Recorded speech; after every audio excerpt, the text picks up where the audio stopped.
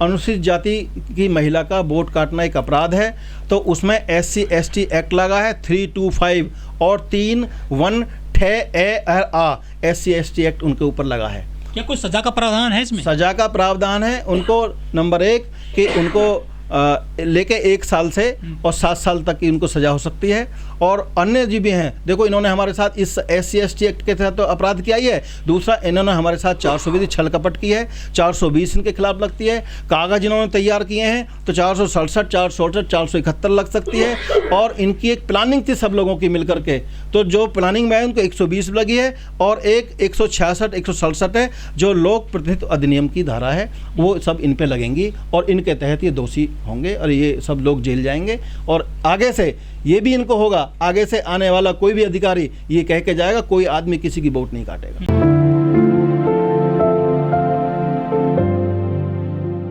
नमस्कार, मैं ओमदेव। आज हम हैं जिला न्यायालय गौतम बुद्ध नगर में और हमारे साथ हैं प्रदीप भारती जी। प्रदीप भारती जी BSP के पूर्व अध्यक्ष भी रहे हैं गौतम बुद्ध नगर में, और उनके पास एक ऐसा मामला आया है आम लोगों से जुड़ा हुआ। दरअसल गौतम बुद्ध नगर के धनकौर में एक महिला की वोट कट गई थी और उसने जब अधिकारियों से पूछा भाई मेरी वोट क्यों काटी गई है, तो उनको सही से जवाब नहीं दिया गया। इसके बाद वो कोर्ट चली गई। उसके बाद उनको जो न्याय मिला है उसके बारे में जो प्रदीप भारती जी हैं वो खुद बताएंगे। सर जय भीम। जय भीम। सर पूरा मामला क्या है जो ये वोट कट गई थी एक महिला की धनकौर क्षेत्र में और आपके पास एक केस आया था? देखिए क्या है कि अभी तक हमारे समाज के विशेष रूप से अनुसूचित जाति जनजाति समाज के लोगों को अभी ये पता नहीं है कि भाई कोई उनके साथ अपराध हो जाए तो उसमें हमें क्या कार्रवाई करनी चाहिए। तो हमें हेमलता पत्नी जो है वो उनकी पत्नी का एक सेकंड ये सब काट पत्नी है महेंद्र, निवासी ग्राम रोशनपुर, तहसील सदर, थाना धनकौर, जिला गौतम बुद्ध नगर की।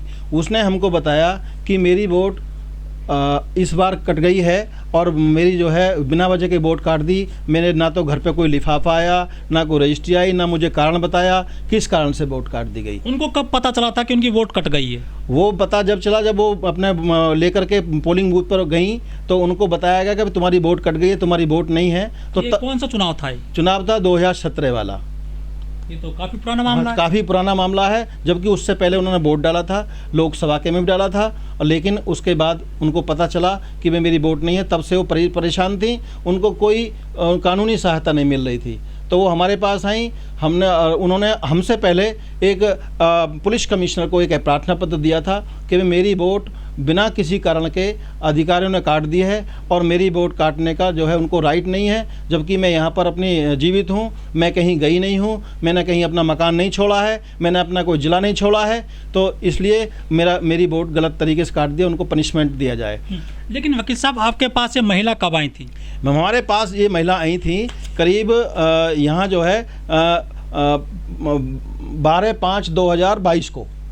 ये 5 साल तक कहाँ रही थी वोट कटने के बाद में? वोट कटने के बाद ये तलाश करती नहीं कि मेरी कोई एप्लीकेशन देती नहीं, DM को दी और अन्य अधिकारियों को दी, लेकिन जब कोई सुनवाई नहीं तो इनको हमारे बारे में किसी ने बताया कि वो फलाने प्रदीप भारती जी वकील साहब हैं, वो SC ST के मामले जो हैं वो देखते हैं करते हैं। तो मेरे पास आई तो मैंने उनको बताया कि आपको हम न्याय दिलाएंगे और आपकी जो लोगों ने आपके बिना किसी कारण के आपकी वोट काट ली उनको पनिशमेंट दिलाएंगे, उनके खिलाफ कार्रवाई कराएंगे। तब इन्होंने मन बनाया और मन बना के हमारे पास आई।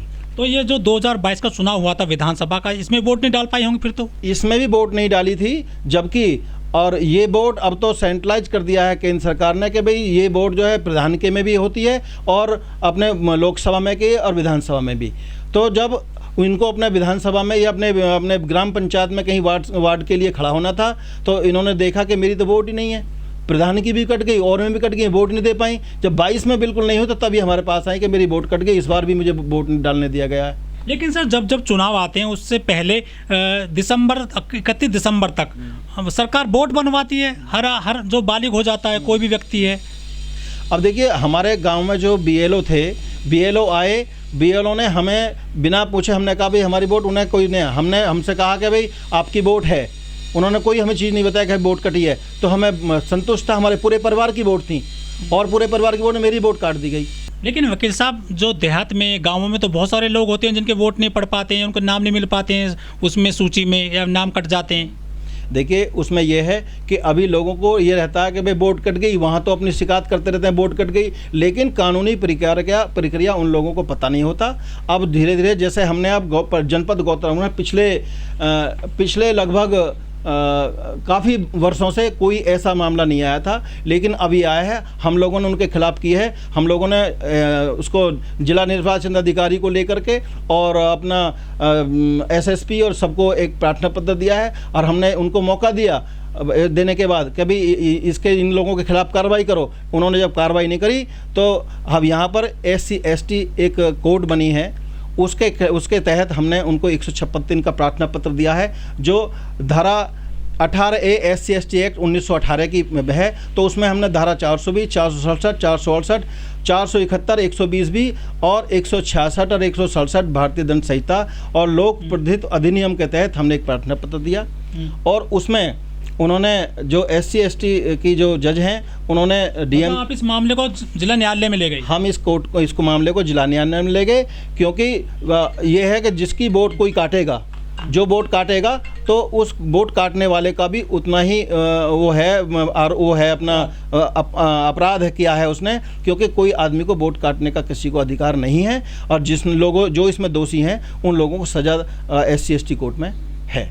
सर, हेमलता वाले मामले में कितने अफसर इसमें आरोपी बनाए गए थे और कितने इसमें जो है अब इसमें जिन पे चार्ज लगा है? देखिए, हेमलता वाले मामले में हमने जब प्रार्थना पत्र 156(3) के तहत उनको दिया, तो 156(3) में हमने विनय कुमार भदौरिया जो निर्वाचन अधिकारी थे और तहसीलदार थे वो, और एक अखिलेश सिंह थे तहसीलदार सदर, और उसके बाद रजिस्ट्रीकरण अधिकारी थे एक रजनीकांत उपजिलाधिकारी थे, उनको और 5 अन्य लोगों को हमने इसमें करीब 8 लोगों को हमने इसमें मुख्य आरोपी बनाया है, जिसकी हमने उसमें बहस करने के दौरान कोर्ट ने DM से आख्या मांगी, क्योंकि जब DM का हमें उल्टा फ़ोन आ गया था कि भाई हमने इसमें कहा हम इसमें कोई जवाब नहीं दे सकते, आप अपने स्तर से कर लो, क्योंकि जब हमने पहला एक मामला था DM से लेकर के सब लोग इसमें घबराए हुए थे, तो कोई नहीं, तो हमने जब बहस किया तो बहस करने के दौरान पाया कि भाई ये लोग हैं, तो कोर्ट ने दिनांक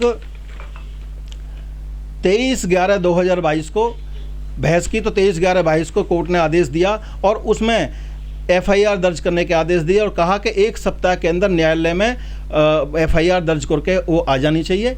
तो हमने उसके लिए कहा है, और ये मैं दिखाना चाहता हूँ, इस प्रकार से उन्होंने डिलीट कर दिया। ये डिलीट यहाँ लिखा है, ये उसकी नाम को आगे उनको डिलीट करके ये सब लिख दिया।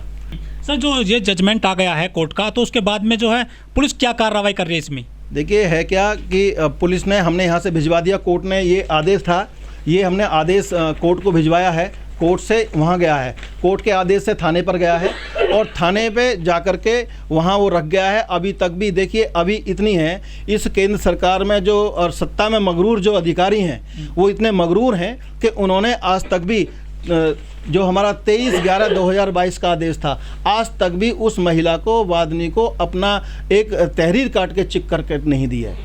इसमें लास्ट डेट क्या है FIR की? FIR की 7 दिन का समय खत्म हो गया है।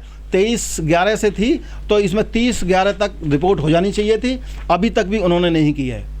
तो मुकदमा दर्ज नहीं हुआ है अभी? मुकदमा अभी दर्ज उन्होंने नहीं किया है थाने पर।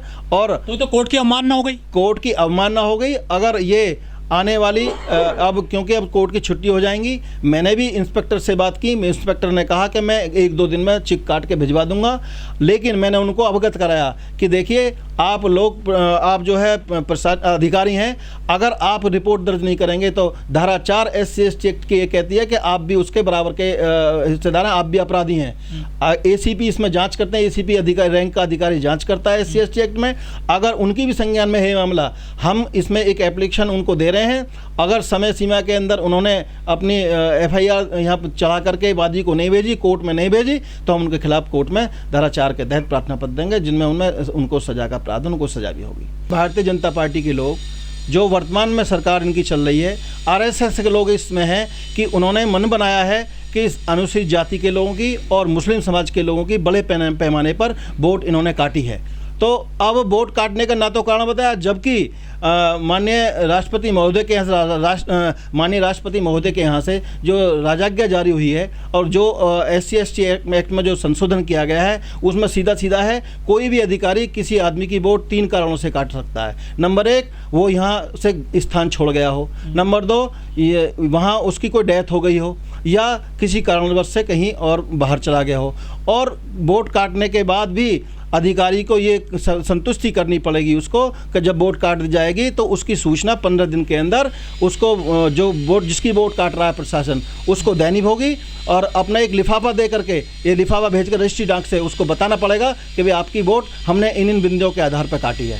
लेकिन सर जब कोई वोट कटती है तो उससे पहले एक फार्म भरा जाता है, जो जिला निर्वाचन अधिकारी होता है, BLO होता है, बाकायदा पूरी प्रक्रिया होती है प्रशासनिक, तो ऐसे कैसे कट सकती है किसी की वोट?